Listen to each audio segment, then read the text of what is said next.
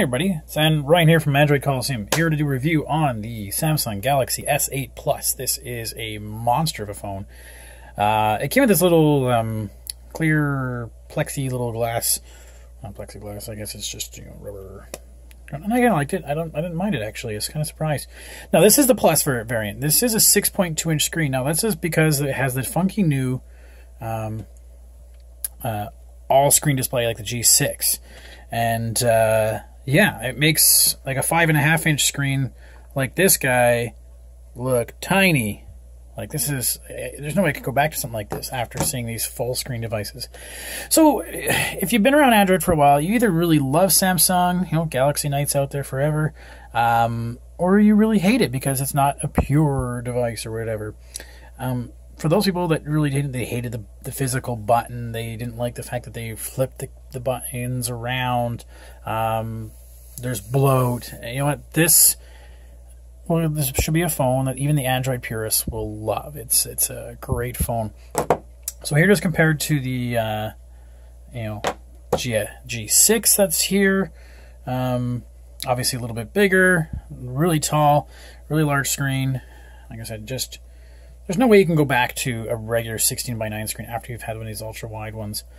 So let's talk about the device itself. It has that, you know, curved edge. We have you know, a headphone jack still, so that's good for those people like that. We have the fingerprint sensor, which is now up here instead of down there, right? Normally it was there, but it's gone now. So if I'm holding my phone like I normally would, I can reach that button, but it's not there. I have to really reach to bring it up there. It's really kind of a little bit harder, just takes a little bit of awkwardness to get there. If you don't want to use the fingerprint sensor, we have a cool thing. You can either double tap the home button to bring up, and you swipe up, and then you can bring your eyes in. Oh, now it actually worked very quick. It's never worked that quick for me before. So let's do this again. Swipe up. I can enter my PIN number, or I can... It worked very fast, actually. It's never worked that fast all the time I've always tested it. The other thing, instead of double tapping it, you can actually long press, or you I don't know if you can hear that. It's got a little vibration there. It's like a force press there, right? It's not a long press, because I can do it here. I can do a long press here. All right, long press, and it'll bring up that screen. But there's a... The only time it ever works, that force press only works if you have it at the screen off. I don't know why, but that's just the way it works. So that is that. Let me take a look at what else I want to talk about here. So yeah, the fingerprint sensor is awkwardly far. Bloat. Sure, there are some Samsung apps that are in here. I put a lot of other apps in there because I've made it my daily driver. But A, it's got a 64 gig space. You're not going to notice it. And B, when you actually set it up, it actually asks you, what apps do you want to install from Samsung? And you get to pick. And you can say, I don't want this one, I want that one. I want this one, but not that one. So you don't really have to install that too much. And plus, I mean, it'll prompt you when you're going around and installing things, that it'll say, do you want to install the Video Manager app? Oh, okay, sure, I'll try that. So it's got that there. Bloat is pretty much gone. I'm not a fan of the email app, the fact that it doesn't have any quick actions. I'll try it there. The notifications. I don't know if you know, I saw the notification that came in, a little blob that came in. And I'm going to do a little text message testing here. I'm going to send myself a text message. So if I get a message that comes in, right? The only thing is I can't do a quick action on that. I'd have to wait till it goes away, and then I can go and do a quick action. And sometimes if you send a second message,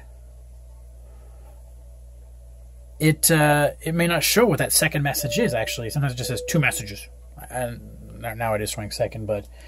So I'm not a big fan of that. I'm not sure how to really turn that thing off, whether it has to do with the edge light. And speaking of the edge, there's the cool... You can set these widgets up on the edge, which is kind of neat. I kind of like that. Although it does, you can play some games and it brings up, oh crap, I hit that button and it brings it up while you're playing a game. Speaking of games, we've seen before, we have the new game launcher on Samsung, which is kind of nice. I like that it puts all your games in one area. There is one issue with the fact that they've rounded the edges like on the G6. If you ever have anything in these corners, it makes it very hard to do. So for example, I want to do some chats with the guys in the team, and that little button, oh, of course, now it works when I'm trying to do it, but sometimes it's, to be honest with you, it's never worked like that, and I always had to find a workaround for it. So, that, the keyboard, I had to get rid of the keyboard. It just was too aggressive in terms of the auto corrections, and it was making it all weird. And it was only English USA, so I needed to have something English Canadian. Camera. Samsung's known for its camera. This is a great. I kind of like this feature, so that you do this now. I can just easily slide in or out with digital camera. We have our recording feature. If you ever want any special filters, you would just slide in from the left or sorry, the right. All right, I can do those. I can slide in some more. I can do some more. I can put some stickers on there, or I can even have some funky little things I need to have pointed at a face to do it. But that's pretty cool. I mean, it's those of you who use that kind of stuff. You slide from the other way, and you got your modes like panorama, etc. They did have a really cool feature for the selfie camera. I'm not going to show my selfie here because I'm not. Turn that off. There you go. But I mean, the fact that you can do this, you take a picture and you wobble it, and it'll make it a wide-looking angle picture. So that's kind of neat. The camera is really good. It has done some really nice shots. Am I allowed to show you here? There's my kids. Oh, my kid's that one. Playing with his friends. This is some pretty good quality, photos. It's only a 12 megapixel, but it's got an f1.7 lens, so it does really well in low light. I kind of like the fact that I could do this. Where's my little GIF animation that I made? Is it this one? You can take the video and turn it into a GIF. I guess not there. Speaking of the camera, there is Bixby Vision, which you're supposed to be able to point at something and have it recognize what it is. Let's go shopping for a Strongbow apple cider. Let's see how well it does. No matching products found. Okay, well, what if I do it from there? What if I try that? Okay, Bixby. No, go away. Try it again. Bixby Vision. Okay, see if you recognize that. And no. What if I have that thing in there? Do you recognize that? It says wine. Huh. Well, I don't think it's wine. But no matching wines found. What about shopping? Can't use his UPC code. So Bixby's got some work, and I don't know why they have a whole button dedicated to Bixby. I'm not a fan, but that's just me. Let's see what else we got to do around here. So Edge, we can talk about. The iris scanner works. Navigation buttons, I love. I can change those navigation buttons around. It's so nice. Battery test. Battery has been lasting quite a good amount of time, I gotta say. So if I go into device maintenance, let's go into battery. Let's go check the battery. It's saying that the Endomondo is using a lot of battery. Let's take a look at usage. So right now I've been on 9.5 hours off of the last charge. Battery usage. 9.5 hours left. I've been almost 8 hours off of charge. So that puts me at what? 8 and 9.5, 17 hours or so of use.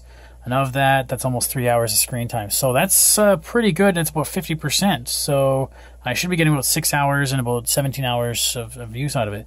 That's an amazing battery. I mean, this is a huge phone. This is like pretty much all battery. So, of course, it's going to last a long time. So here's a weird thing.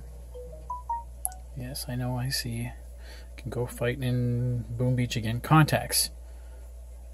I'm going to show you my contacts. Oops. Looking for... So, contacts, I go and hit myself. I don't know why it doesn't bring up my Google contact information. I put that in there, right? So, I shouldn't see my cell phone number. I don't care. You can text me. Yeah, that's kind of weird. But otherwise, I kind of really like this phone. It's great.